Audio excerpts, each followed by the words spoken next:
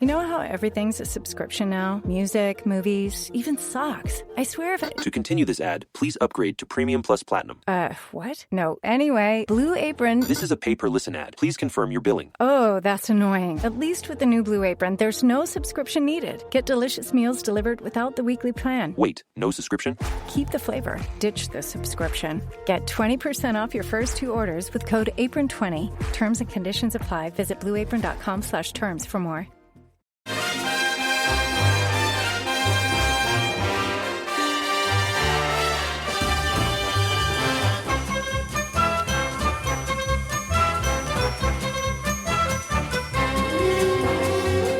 Hello everyone, I'm Chris Wayne and welcome to How We're the Podcast, and you join us as we look forward to our first Monday night game of the season, which of course will bring the spotlight more on the lads as we ride high in the Champions League places in the Premier League.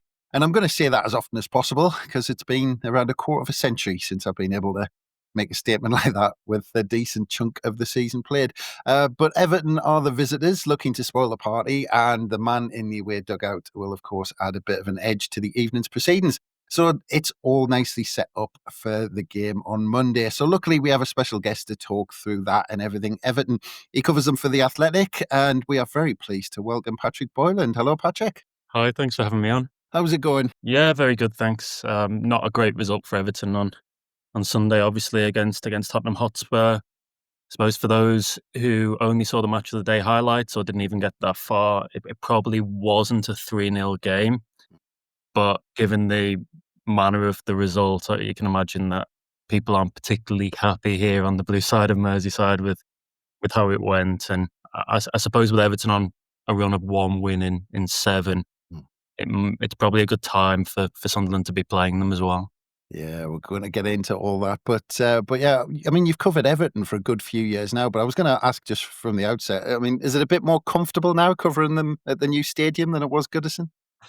It's definitely more comfortable for us journalistically in a number of senses. So the most obvious one, the material stuff, the really superficial stuff, is what it's like for us in the press box and in the media facilities. We spend an awful lot of time as journalists talking about those facilities and probably place undue focus on them. The media food, what it's like to deal with different managers, what it's like to be in different press boxes. Goodison was a throwback. It was a real throwback. The press box was as tight as you would find anywhere. And I don't just mean the Premier League there, I mean more or less across the divisions. I've got memories, quite famous memories now, of being huddled together, everybody, the kind of press box really saturated with every seat filled, and not actually being able to use both of my arms to type on a laptop because of the lack of space. Every time I sat in the same press seat every single game at Goodison, and I was never able to see the corner kick taker to my right. So the Hill Dickinson Stadium, the new sparkling Hill Dickinson Stadium that cost £800 million, is very different, as you would expect. We are right at the back of the West End, but the views are perfect for everyone inside the stadium, and it really is kind of a modern marvel. They've managed somehow to capture the best of Goodison in terms of the atmosphere, but then bring it into this new, fantastic modern setting. Quite dramatic as well, being right on Liverpool's waterfront. So really enjoying that. I suppose the second part of the answer is that it's also easier covering Everton right now, just in general. I started at The Athletic in 2019, and I've seen a lot of different Everton managers come and go. Seen an awful lot of turbulence. There have been times probably over the last 2 or 3 seasons where I wondered what would happen to Everton financially if they got relegated at any of those points. Moments when it looked like they were on the precipice and were saved by kind of last minute goals or late winners. So they've been close to the bone quite a few times, and now they have new ownership. They have David Moyes back, who's obviously a popular figure here, if not on Wearside, and just a much calmer feeling around the club, which is nice. A feeling that even though things aren't going that well in the league right now, that the worst is kind of behind them. Yeah. Well, I'll go back to Graham Stewart's goal in the early 90s. That pretty much kept Everton up. I think it was Mike Walker at the time. But yeah, you mentioned you've been at The Athletic for 6 years covering Everton. But how are things at The Athletic? Because I saw they got bought out by the New York Times. But did that change anything? Because it seemed like The Athletic gave a lot of journalists license to do the long write or essentially write what they wanted. Yeah, so the big change is probably, as you mentioned, New York Times come along. That means then that we have to adhere to their editorial guidelines as well as our own. It means a slight change in focus. I still think that there's a very typical athletic piece that almost at times becomes a parody. Um, we still do some of those, but I think there's like when we started in 2019, we weren't publishing content over a weekend, which is madness Right. when you think about it, given how much football takes place at the weekend and how fans crave Mhm. kind of minute by minute updates and kind of match reports and match analysis and everything else. We've changed a lot in that 6 year period. Sometimes for better, sometimes maybe not. I think on the whole, the product is better. I think there's more of a focus on news now, which should be the case, if we're being honest, given how newsy a lot of these clubs are. And that obviously means a slight change in focus for us as journalists, but I like it. I kind of welcome it. And like I say, we still do some of those very, very long athletic pieces where we dive deeper than just about anybody else. Yeah. So you've still got license to do that, and you're still encouraged to do that, rather than the kind of the short kind of for the. I'd find a way to put this for the short attention spans, if you like, for those pieces. You encouraged to do the longer ones as well. Yeah, I think the big difference now is that initially we were only doing the longer form stuff. Now there's much more of a mixture. So every week, more or less for me, you'll have two or three of those different things. There'll be some form of analysis from a game. We're very data focused and data driven at times as well. So there's that side of things. Tactical analyses, things like that. Um, news, new signings, features, interviews. It's quite a. I think it's a well-rounded. I probably would say this, but I think it's quite a well-rounded product, and I suppose the aim is to cater to every different type of football fan. I mean, you'll have Evertonians who care more about the academy than they do about the financial side of things. You'll have Everton fans who want to hear everything about what's taking place in the dressing room or what the transfer strategy is going to be for next summer, Yeah. for example. We're trying to cater to all of those. So I will go to Wednesday night, for example. I'm at the under-18s mini derby, Yeah. Liverpool v Everton, looking at what's coming through from the academy. Monday, I'll be at the stadium up in Sunderland, Stadium of Light. Looking forward to that because that's going to be my first trip as a member of the media there. So it's a little bit of everything, and that keeps you on your toes. Yeah, bloody hell! I was just thinking that you started the Athletic in 2019, and we haven't been in the Premier League for about 10 years. I just realised that. But yeah, you've got the well, certainly from my point of view, I'd consider as the dream job because you're covering your team, and actually in Merseyside, Sunderland's slightly different, and it's one of those one city places where I was given a clip round the back of the head and said, "You will support Sunderland because that's what we do in Sunderland."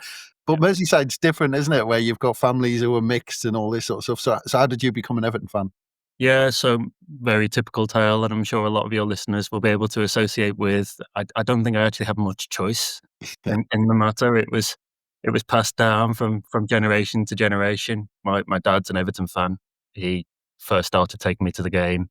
His dad in turn was an Everton fan, and they would go as a big family almost to Goodison Park. And that was one of the sad things in a way about leaving Goodison Park at the end of last season. Mm. We all kind of went one final time to almost, in quotation marks, pay our respects to the place. But you're losing that link, that family link that's spanned generations. I mean, like, I wouldn't be able to take my kids to Goodison in the way my dad took me, and so on. So, yeah, very, very, very simple tale. Just about everybody on our Yeah. side of the family is an Evertonian, and that's not always typical by the city of Liverpool standards. You do have households that are split pretty much down the middle. Mm. The only bit of red that we can see in there is on my grandma's side. Her brother actually came through the ranks at LFC Right. back in the 60s, a guy called Jimmy Rolfe. He was kind of the 12th man at a time when there weren't really many substitutes, and um, played as understudy to Billy Liddell, very, very famous Liverpool player. So that kind of stopped him from fully breaking through. They were Liverpool fans, but we tried to forget that as much as possible, given the blue allegiances elsewhere. Well, that's it. But I was trying to guess, and apologies if I'm wrong, but I imagine you were maybe just getting into it maybe just before the David Moyes came for his first spell. Yeah, so my first season ticket at Everton was in the Gladys Street, but behind the goal, the kind of the most vocal part of Goodison Park, you would say. And that was towards the end of the late 90s. Born in 1992, Mm. started going regularly around 96, 97, so I was young. But my dad wanted me to go. He wanted to get me into Everton, so he pushed that on me before I even really had a big choice in the matter. First season ticket was late 90s, so that was actually Walter Smith. Mm. Pretty dour football and kind of a negative time to be growing up watching Everton, a lot of relegation battles and memories of kind of 5 centre-backs playing at the same time in games. And He tried with Gascoigne and Ginola, didn't he, at one point? well, yeah, so the big transition, the big revolution at Everton, if you will, was going from that towards the very end of Walter Smith's time Mm. to David Moyes. Yeah. Moyes came in as this kind of young, up-and-coming manager from Preston. He'd done really well in the first division, as it probably was then. And he decided that basically, in order to progress, they needed to cut the fat, and that meant, quite literally, I think, at times with Gascoigne and Ginola, to get those two out and then transition to something that was a lot younger and a lot more dynamic. So I was unfortunate in the sense that I grew up initially watching Walter Smith's Everton sides. There were some good footballers in those teams. Don Hutchinson, of course, who Brilliant. you guys will know very well. For me, a really underrated midfielder in the sense that he could just do about everything in terms of midfield play. He wasn't a 6 or an 8 or a 10, as we call him now. He was just a good all-round midfielder who scored goals. Nick Barmby, who betrayed us and left for Liverpool, unfortunately, but I was watching him for a short while. And then it was into David Moyes. My teenage years were the Moyes teams, and probably then we were all bemoaning the fact that Everton weren't able to push on beyond kind of 5th, 6th, 7th in the table, perennial best of the rest. We weren't able to compete again for trophies and win something finally after all those years. Little did I realise, of course, that was probably the best I would have it in my time supporting Everton. And certainly the journalistic me, the journalism side, certainly has had a much more difficult period to cover. Yeah. So I'm just hoping things are on the rise again. I believe they are, but there's a pessimism with Everton fans, and we always need to have concrete evidence before we truly believe anything. Yeah. But like a spell of, what was it? I think it was 11 years for David Moyes in that first stint at Everton is probably something that, I mean, I'm going to say as Everton fans, we'll never see at Everton again. But actually, the likes of Alex Ferguson and then, David Moyes around we'll never see managers have stints like that at one club, will we? No, I wouldn't expect so. And I walked into that press conference when David Moyes was appointed as Everton manager for the second time. And one of the first things he said to us was, "I'm not going to be here for 11 years again." Yeah. And I think there's 2 reasons for that. The first is that he is getting on. I think this is probably going to be his last job in management in his early 60s. But also, as you say, these long tenures are a thing of the past. I think Moyes, there were various junctures of his first spell at Everton where if social media had been around, Yeah. people would have whipped themselves up into such a frenzy that there would have been protests, he would have been gone. You don't get that patience anymore. It feels like we all talk, don't we, about how we want these clubs to build over time, and develop these projects, and actually when push comes to shove, a couple of results here or there, and a lot of us swing the other way. So it was funny kind of looking at my timeline on social media on Sunday. Everton lose 3-0 at home to Tottenham. They don't really deserve to lose by that margin, but it happened, so everyone's frustrated. And you're already getting people on social media, never the most tolerant of or, or moderate of places, calling him to be sacked 7, 8, 9 games in. So I kind of do feel for managers there a little bit, I have to be honest. Yeah.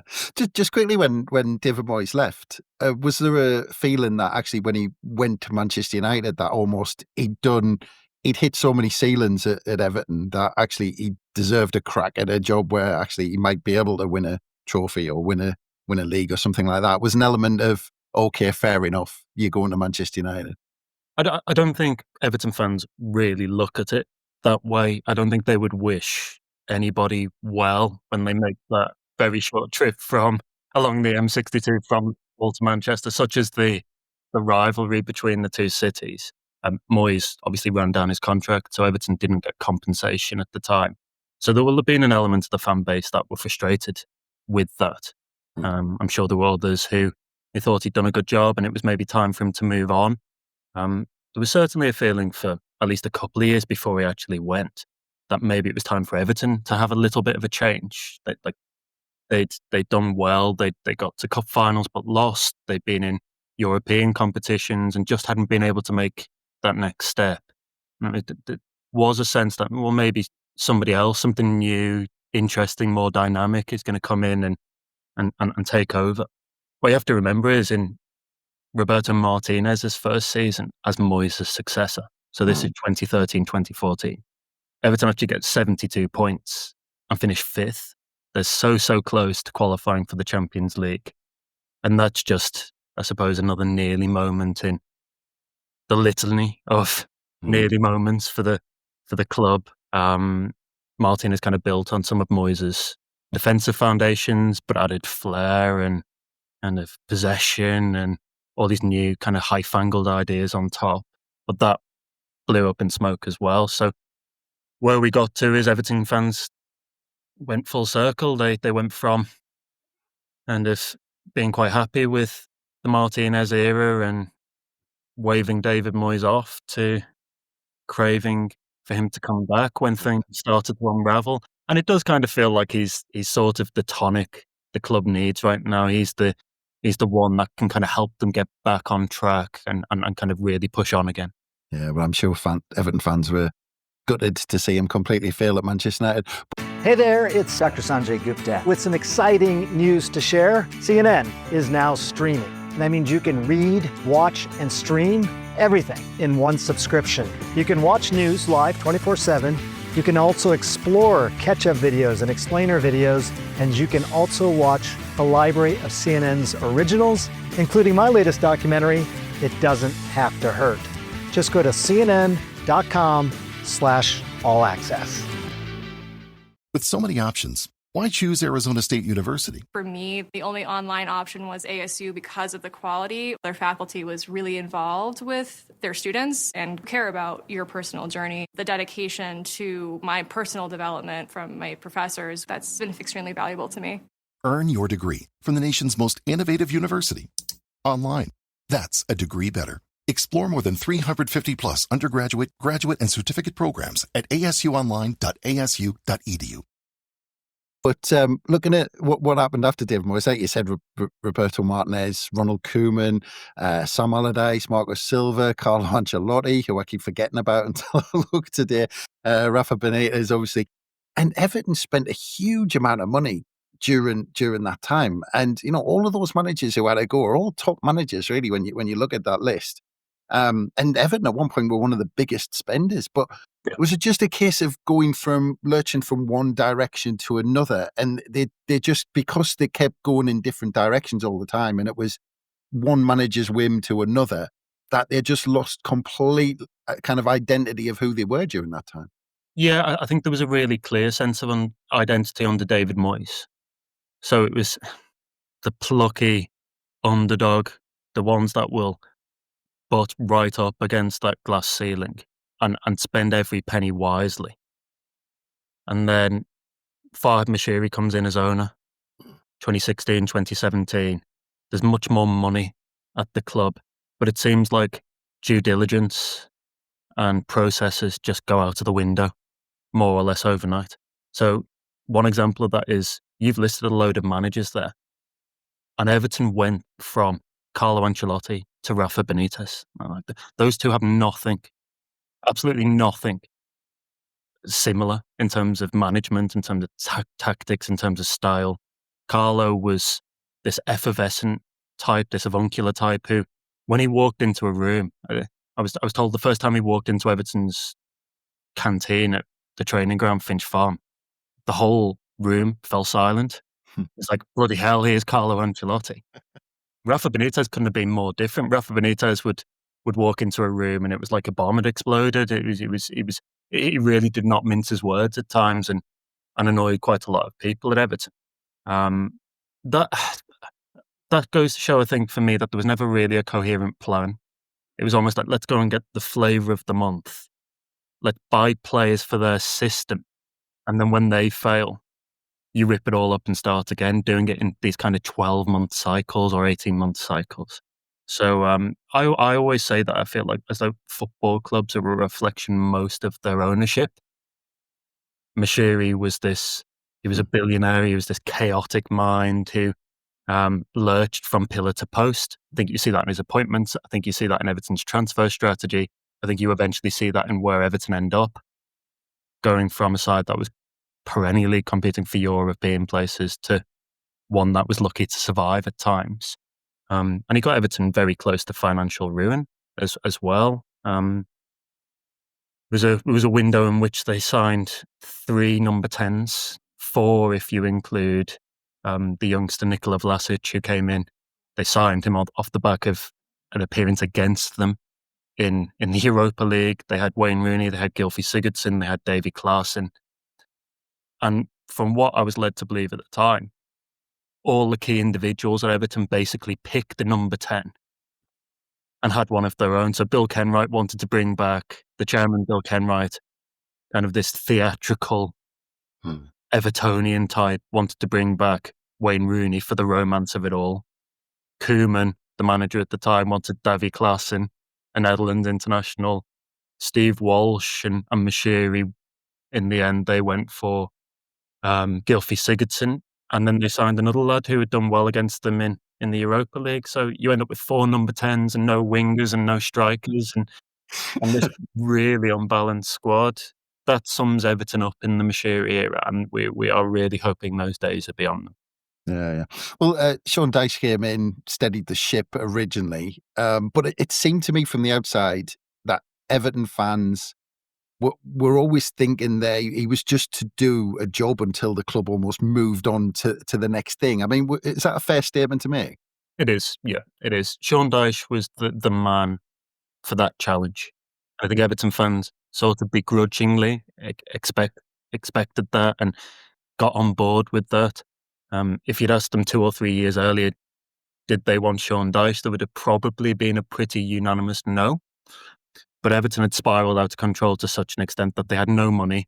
They were fighting relegation battles. And he was out of work at the time. He just seemed like the logical fit for Everton at that juncture.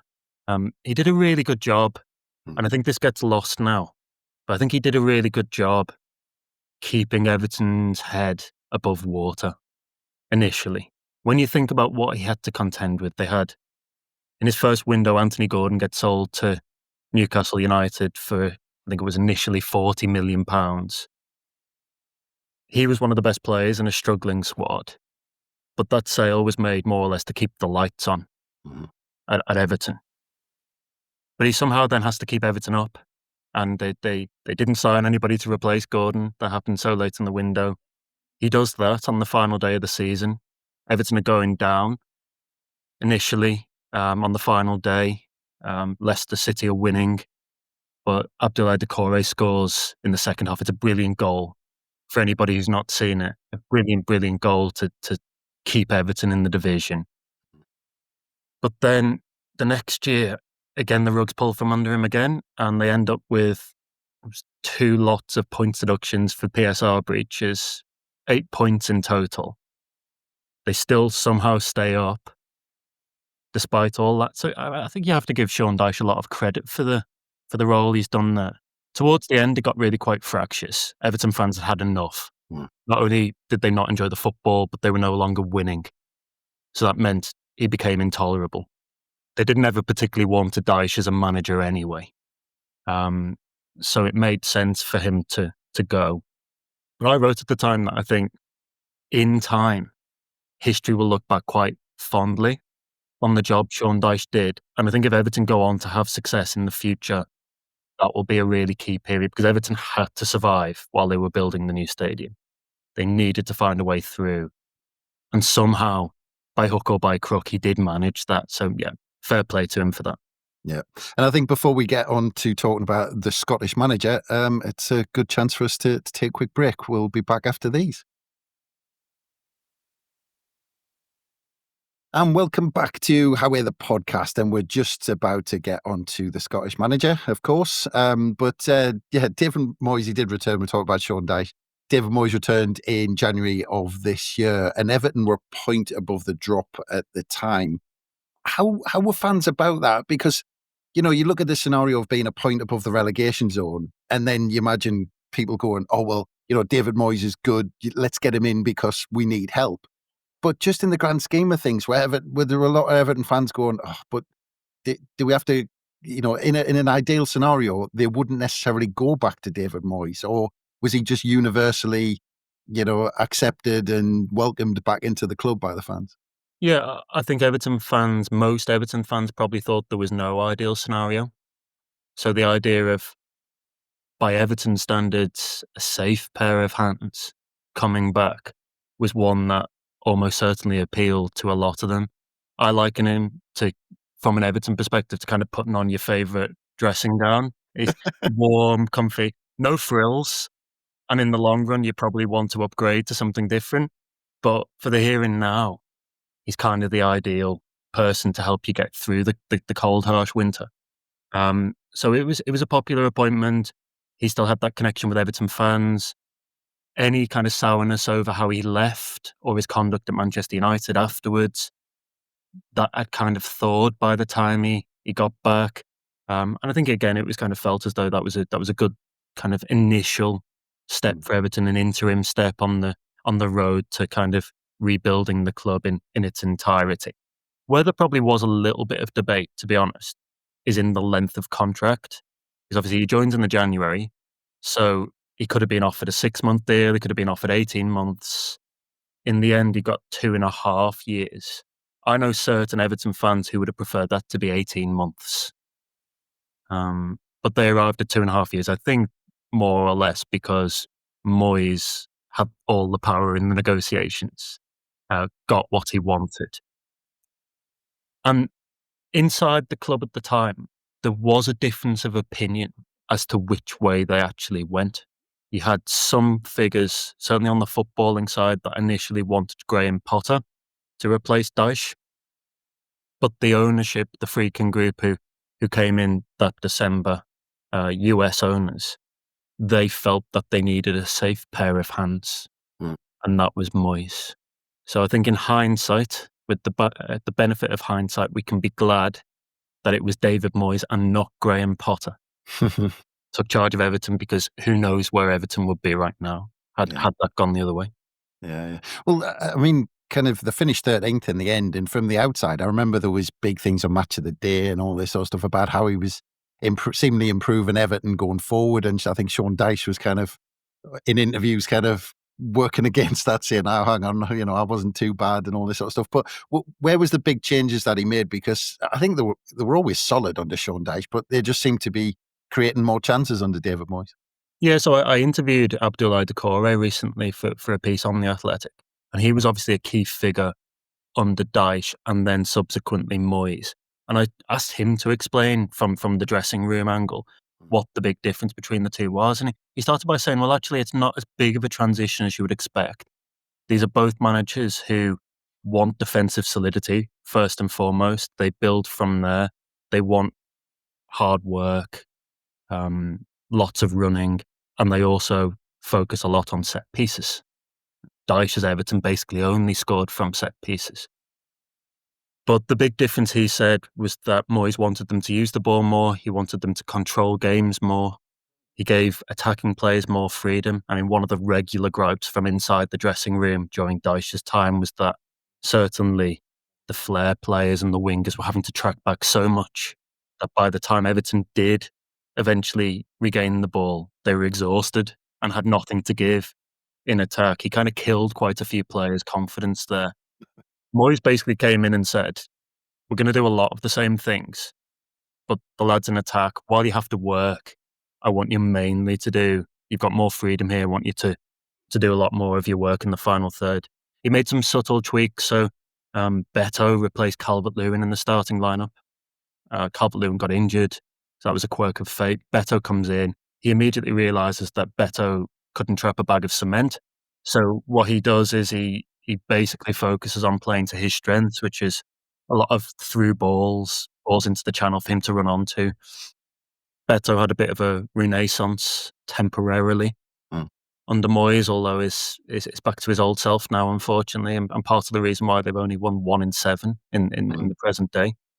But that just kind of freed the players up. Dyche wasn't actually sacked as Everton manager. He went to the ownership and told them that he felt like his methods were no longer having the desired effect. Right. They had planned to persevere with him through to the end of the season, ideally, unless results got so bad that it looked like they needed to change tack. But it felt like everybody needed the change.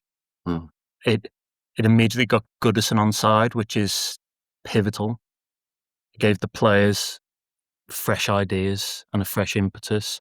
And they ended that season very, very well, with real momentum. In fact, the only shame was that they couldn't continue it on further, because what came over the summer was a real substantial rebuild of an underfunded group in the main. Yeah.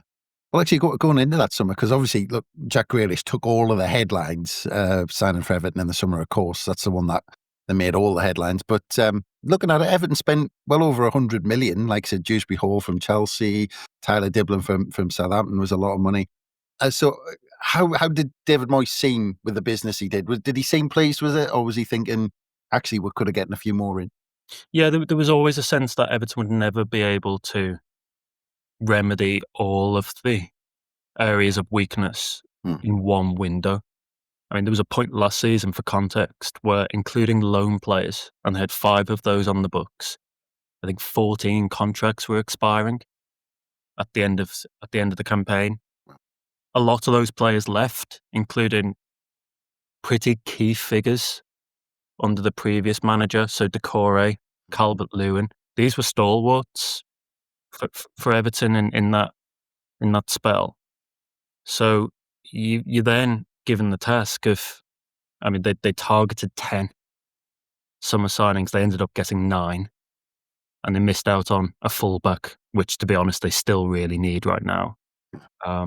When you do that, though, I mean, you mentioned Everton spent a fair amount of money by their own standards, but when you spread that over 9 players, what that means is then that you actually can't get your marquee signings in the way that you would maybe have hoped, and sometimes you're not going to be able to patch over every single gap. So Moyes knew that. I think the ownership knew that, and the CEO, Angus Kinnear, knew that. They have improved things. Despite the league position, they look much more likely to score goals now, create goals.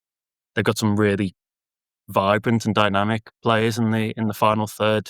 Iliman Ndiaye, Jack Grealish, Keane and Dewsbury Hall. There is quality there. It's just that the talent is spread unevenly throughout the squad. So no, they've not done all the business they need to. I expect that they will look to do something in January, and I think there will be more, probably another influx of players in the summer as well. So this is an evolving Everton, but the rebuild is far from complete. Yeah, well, with it being a rebuild, looking back to before a ball was kicked, I mean, where were the expectations for Everton this season? Because, Moyes had to steady the ship, he had another steady the ship season. So what were Everton fans thinking? We're thinking, right, if we have a season in mid-table, that's great while we're in the middle of this rebuild. Yeah, so there were a range of opinions. I think some fans see the headline figures and Jack Grealish's arrival and think you can shoot for the stars. That was probably a bit overly ambitious. The feeling inside the club was that they were going to target Europe. That was the kind of the big aim. But as an outside bet, it was let's aim high and see how far we can get. In reality, given how much work went on behind the scenes and the fact that this is still a transition, I think most would probably accept a pretty comfortable mid-table finish where they are not, with a month or two to go, looking over their shoulders at Yeah. who's below and whether relegation is still an issue. I would not expect Everton to end up in a relegation battle this season, but there are flaws in the squad, and those flaws have meant that actually some decent performances, including the 3-0 at home to Spurs on Sunday, have not been rewarded in the way you would usually expect. Yeah. Well, I'll come back onto that because, well, in total, 3 wins and 4 defeats in the first 9. But you look at 3 of those defeats are Liverpool, Man City, Spurs.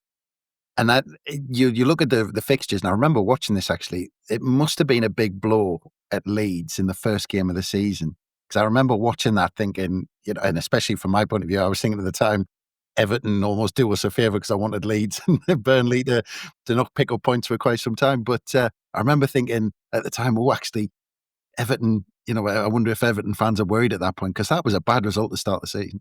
I mean, that was a terrible Everton performance. It's probably as bad an Everton performance as I've seen. And bear in mind, I've been watching bad Everton sides over the last 4 or 5 years. There were no redeeming factors about it at all. I mean, in the end, I think they were a little bit unfortunate with a deflection that ends up hitting Tarkowski's arm and Leeds score a last-minute penalty. They could easily have come away with a draw, but I think that would have flattered Everton on the balance of play. And it seemed to me as though they were a little bit overawed by the occasion. I mean, Ellen Road was bang up for it. Monday Night Football, first game back in the Premier League.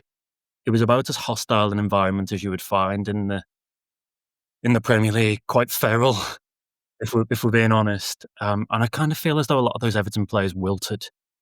But the other thing was that a lot of Everton's business was done late in the window. It was quite evident that, I mean, Grealish didn't start the game. Dewsbury Hall had not long come in. They had a lot of injuries, so they had makeshift fullbacks, for example. It felt like an incomplete Everton that was not ready for the start of the season. And only a week later, Grealish comes into the side and they beat Brighton. Decent win in the first game at the new stadium. So I kind of look upon that Leeds game as an aberration. That's the worst performance of the season to date. The other defeats have been to Manchester City away recently, Liverpool away, Tottenham at home, a resurgent Tottenham at home. But if you look at all those games, Everton have been in them. Actually, in the first half against Manchester City, they have the better chances at the Etihad, and Beto contrives to miss an open goal from a couple of yards. Even on Sunday at 1-0, they have a goal chalked off for offside, rightly in my opinion, although the Everton fans in the goal were in the ground, were furious. At 2-0, Vicario makes 2 or 3 outstanding saves, and then Spurs hit them with a sucker punch at the end. So the theme maybe is of a side that is getting better, but still quite evidently a work in progress, and with enough failings that they don't always turn the dominance into points. Yeah. Well, we talked about them moving to the new stadium, of course, but that how has that impacted the season? Because I remember when Sunderland moved to the stadium, we didn't get off to the best of starts. I remember Southampton having a shocking start to life and theirs, but there must have been a lot of pressure to get that win against Brighton. But in general, is there a little bit of pressure to say this is our first season at this stadium? There's almost pressure to kind of make a big one. Yeah, I think there was an anxiety, not just among the fan base, but inside the club. And David Moyes has spoken about this before. Angus Kinnear, the CEO, has. Until you're there and you sample it on a match day, a proper Premier League match day, you sort of don't really know what to expect. Yeah. So we'd all been there for the test events. Everton needed to have 3 test events to secure the safety certificate for the new stadium. We'd all marvelled at how good this place looked, and there was a sense that this was going to be a real positive for Everton's future. But you approach that first game of the Premier League season, the first home game against Brighton, and I think everybody was a little bit nervous. Even the players, even the manager. It just went so well, though. I mean, it was a glorious sunny day. We obviously don't get a whole load of those here on the northwest coast. Fans were able to go to the game in their shorts, have a pint outside the ground, enjoy and celebrate an Everton win on the bank holiday. And I think that just cemented this idea that it was home. I think that's really important early doors with a new stadium. You need to create that early sense of belonging. And I think wins really help, obviously, to do that. So the defeat to Spurs actually was Everton's first in a competitive game at home of the season. Like I've said, it kind of felt a bit harsh on them, on the balance of play and on the balance of the chances. But in the main, I think people are taking to the place. There are foibles. There are things Everton need to improve, but it is a good Premier League venue, potentially a world-class venue even, I'd suggest. This episode is brought to you by LinkedIn. Psst, healthcare pros, word's out, and it's too good to keep quiet. Look, LinkedIn is revolutionizing job hunting, making it possible to search by specialty, shift preference, and salary. Endless scrolling is out. Whether it's a mental health therapist or dental hygienist, finding the perfect role is faster and easier than ever. Head to linkedin.com/healthcare and start your search today. Once upon a mundane morning, Barb's day got busy without warning. A realtor in need of an open house sign. No, 50 of them, and designed before 9. My head hurts. Any mighty tools to help with this plight? Aha! Barb made her move. She opened Canva and got in the groove. Bulk creating Canva sheets. Create 50 signs fit for suburban streets. Done in a click, all complete. Sweet! Now, imagine what your dreams can become when you put imagination to work at canva.com. Yeah. Well, that Spurs game, that 3-0, you said, the scoreline flattered Spurs and Everton maybe should have gotten some more out of it. But how does that knock Everton? How did David Moyes seem after the game? Because you can say, well, okay, we got beat 3-0, but we'll take a lot out of it. Or it could really impact the squad in saying, actually, we had a good performance, but we're still getting beat 3-0. Yeah, so David Moyes does not take defeat well. He quite often makes that clear in press conferences, and I had a little bit of that on Sunday, I'll be honest. But he also, all his anger comes through in his eyes. So he has this look, it's like, sort of, don't cross me right now, because I absolutely can't be dealing with it. So he was short. I think Sunday's press conference was about 3.5 minutes. I got a couple of one-word answers. They'd, bizarrely by Everton's standards, they're usually so strong from set pieces. But Spurs created absolutely nothing from open play in the first half, but scored twice from corners. And I think we were all kind of rubbing our eyes thinking, like, how are Tottenham Hotspur doing this to Everton and at Everton's home stadium? Moyes will see that as a personal slight, given his focus on set pieces. But I had the task of asking him to dissect what went wrong. So he wasn't particularly pleased when I spoke to him in the press conference room on Sunday. I think fans catastrophize and they look at the result before the performance. I get that. That's understandable. Maybe it's the way it should be for some. But I almost think you then impose things on the performance that otherwise weren't there or you wouldn't have seen. And actually the performance was better than the result. Yeah. The result showed.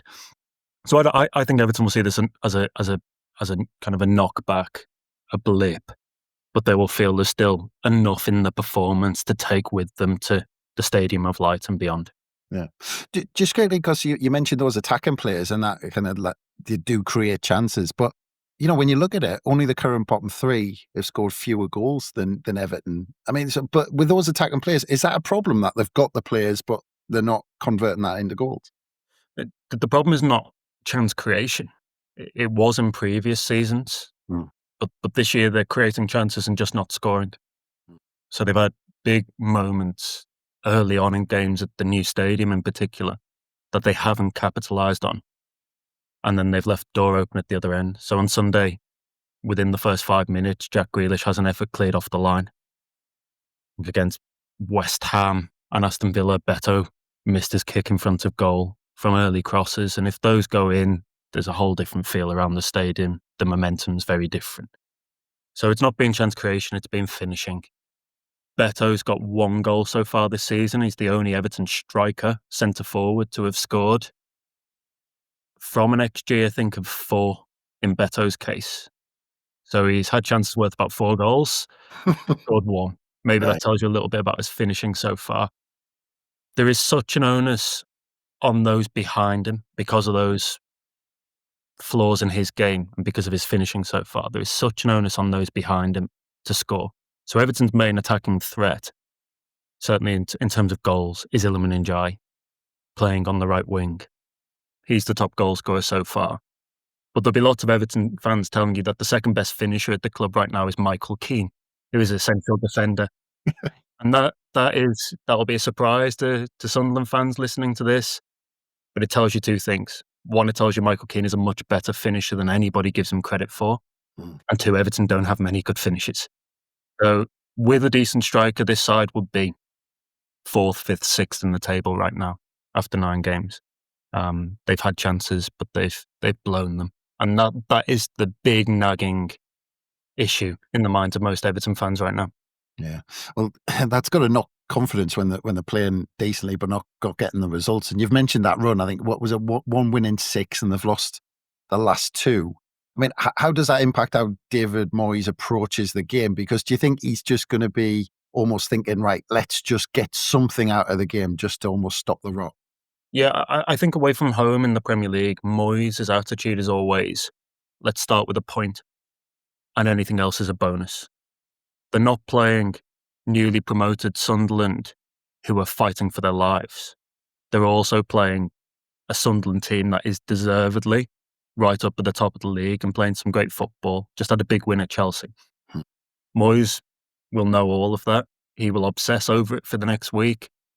He will be drilling into his players how they can stop Sunderland's creative players and attackers from having an impact, and how they can maybe disrupt Granit Xhaka's build-up play from midfield. So I think there'll be a lot of people at the club, internally and externally, who actually would see a point as a pretty good result in the circumstances. Then it's okay. We've got this after a poor result against Spurs. Let's take that on to the next home game, which is a winnable one in Fulham the following weekend. Yeah. So are we expecting Everton to kind of park the bus on the edge of the box and dig the trenches in, or is it going to be like catch us on the break? How will he set up? No, they never do that. Even against Tottenham, they play quite a high line by Everton's standards. You look at the second half, and at times, in an attempt to get back into the game, you had Tarkowski and Michael Keane midway inside the Tottenham half. I mean, that gave a lot of Everton fans palpitations, to be honest, given the lack of pace from those two and the concerns in terms of kind of a transition from Spurs and a counter-attack. I would expect it to be pretty nip and tuck in terms of both sides having the ball, 50-50-ish. Everton place a lot of emphasis on wing play, so it will be, can we get the ball quickly to Grealish and Ndiaye to create? And if I'm being honest, it has made them a little bit predictable recently because teams know that those two are the main threat. You've seen Spurs try to double up on both of those players. And I suppose the gamble was fair enough. At Manchester City, Grealish's parent club, if they had 2 men on him, he'd slip in inside to just as good players. But now it's Vitaly Mykolenko, who's kind of a pretty defensive-minded left-back, is not going to create central midfielders that aren't going to do much damage. And I think that creates an issue, that they're prepared to take their chances and double up, safe in the knowledge that other players aren't going to hurt you quite as much. Yeah.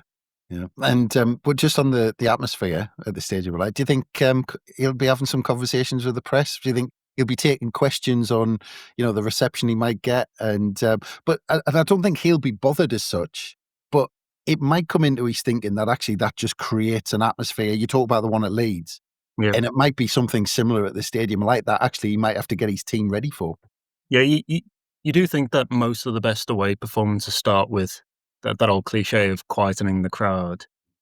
I think he's going to have his work cut out on Monday for a variety of reasons. The first, his own unpopularity, as you framed it to me, but also just how well Sunderland are doing right now. So that's going to be a tough one. I mean, I know it's an issue that media want to investigate, that relationship between him and Sunderland, because I've had conversations this week with my editors in London who are fully aware. And I've spoken potentially about that coming up in a press conference, usually about 1:30 on Friday for Moyes. So I'm sure he'll be asked. I imagine he'll give a measured answer and he'll talk fondly about where he can, about his time at Sunderland and how it was a missed opportunity for him. He'll know it's a big club that deserved better than he was able to provide at the time, and I'm sure he'll regret it as well. He tends to be pretty fair and balanced in his take on things. Yeah. Well, someone who's going to get the complete opposite reaction is Jordan Pickford, who's going to be returning, of course. And, Sunderland fans absolutely love Jordan Pickford. We still do. And obviously he left the same time as David Moyes, actually. And a lot of people might ask the question in years to come, maybe why Jordan Pickford stayed at Everton as long as he had. But he just seems to have a brilliant relationship with the Everton fans. He does. He's really settled in the Northwest, lives in that very plush South Manchester, Cheshire belt, where just about all of the best players in the Northwest are now. It's very close to Jack Grealish, for example, was before Grealish joined Everton, but Harry Maguire and his family are very settled here. You always see his lad, Arlo, in particular, at the new stadium in his Everton shirt. So he's settled.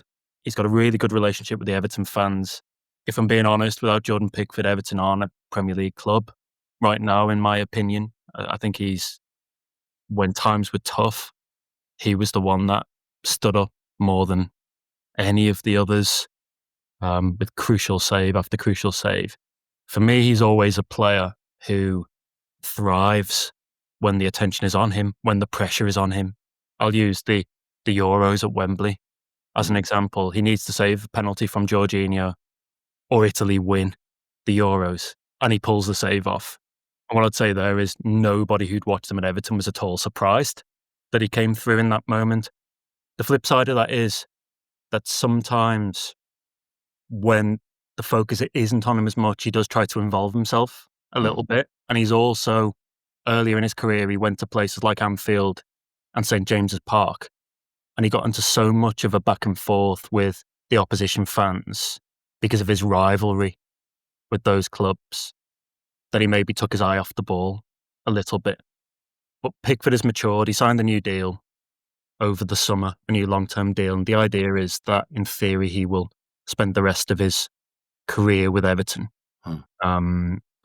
He, like I said, is settled. England's number one, which is of immense importance to him. Probably one of the most important things. And he's really matured. He's not only part of the senior leadership group, but kind of a key voice in the dressing room.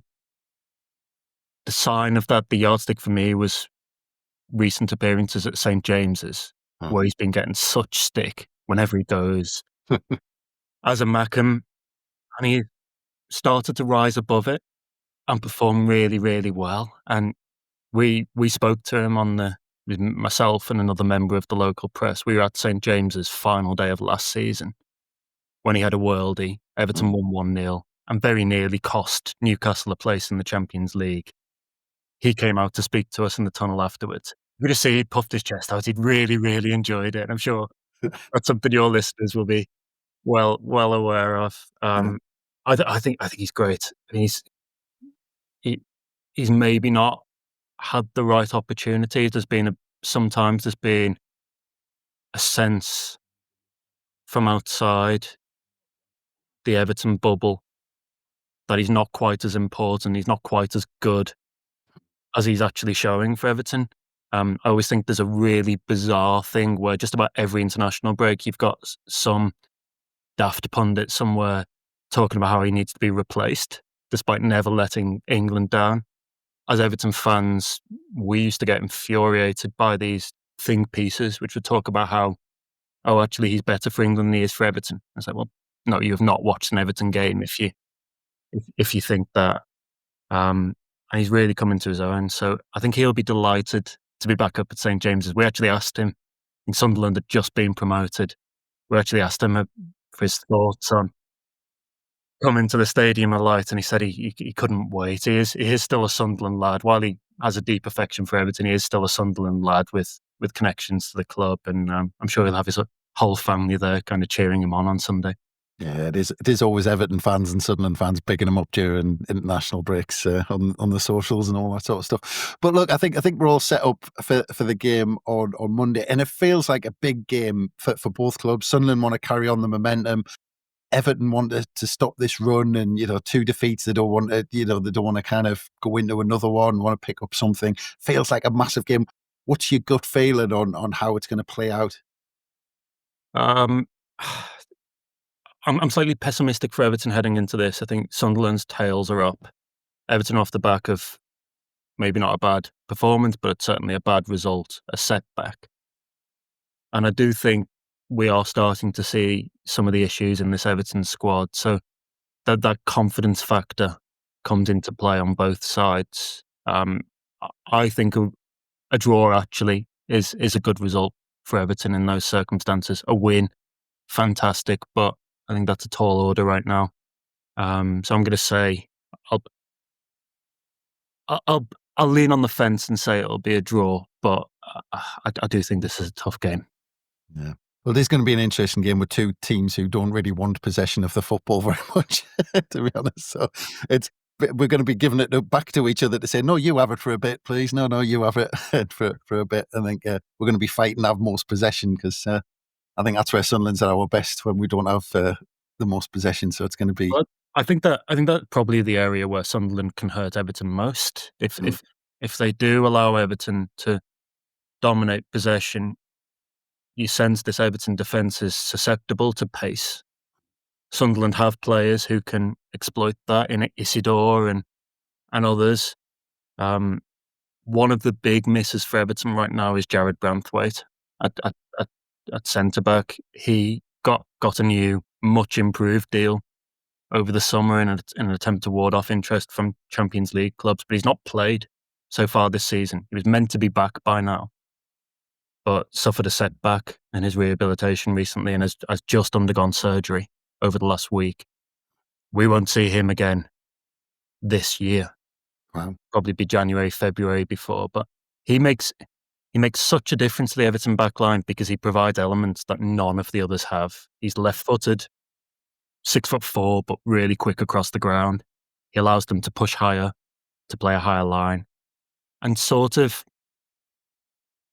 papers over the weaknesses of other players. So usually partners James Tarkowski is not the quickest, but now you've got Tarkowski and Keane who both do similar things. That's the area I'd be targeting if I was Sunderland. You'd think Isidore against those 2 in a foot race wins 10 times out of 10. So maybe it would suit Sunderland for Everton to have more of the ball, safe in the knowledge that usually they don't convert that dominance into goals and then hit them on the counter. Yeah, should be interesting. But yeah, that just leaves me to say thank you very much, Patrick. It's been an absolute pleasure, and enjoy your trip up to Sunderland. Your first time at the Stadium of Light. So obviously, other than the result, I hope you really enjoy Monday night, mate. Thank you. I've been really looking forward to going because it's great to see Sunderland back in the top flight. New stadium for me to attend as a member of the press, and I'm sure the atmosphere will be fantastic. I always think there's a bit of a kinship between Everton and Sunderland fans, not just over Jordan Pickford, but obviously Bradley Lowry as well. Both clubs having kind of honoured his memory in such a touching way, but also having noisy neighbours and being used to clubs kind of wanting to wade in on absolutely everything to do with Sunderland or Everton. So yeah, really, really looking forward to it. Yeah, that's it. Lot of parallels. So it should be an absolute cracker. Full house. I'm very jealous because I'm not able to make it. So I'm very jealous of you, Patrick. So enjoy the night, mate. Cheers. Good stuff. And thanks again for everyone for listening. Don't forget, we'll have immediate reaction after the final whistle. with a pod that should drop very soon after. We'll have all the reaction on the Rugger Report website, so look out for all of that as well. But from us, it's bye for now.